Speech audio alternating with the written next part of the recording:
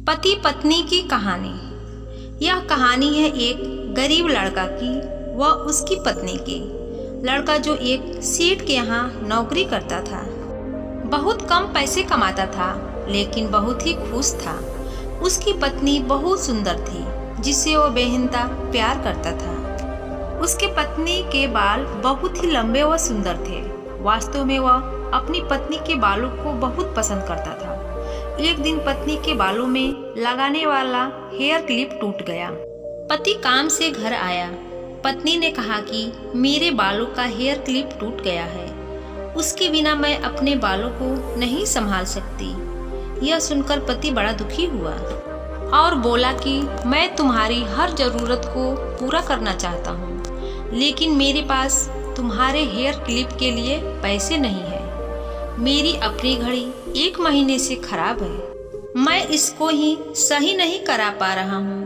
पत्नी ने कहा ठीक है, मुझे कोई खास जरूरत नहीं है।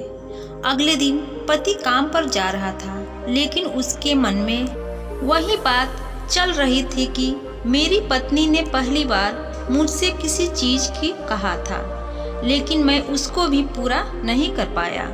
फिर उसका ध्यान अपनी खराब पड़ी घड़ी पर गया और उसे घड़ी सुधारने वाली दुकान पर जाकर कुछ रुपए में बेच दी।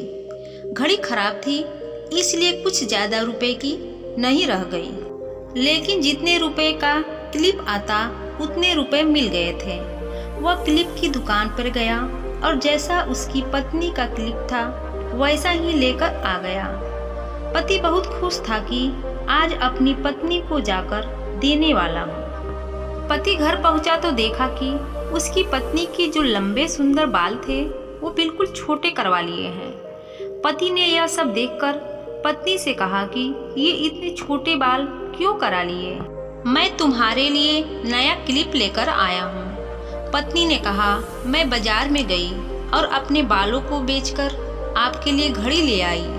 ये सुनकर दोनों की आंखों में आंसू आ गए और दोनों गले लगाकर रोने लगे। यह छोटी सी कहानी हमें यह सिखाती है कि कोई भी कार्य हो, अगर हम उसे पूरे मन से करते हैं तो वह जरूर पूरा होता है।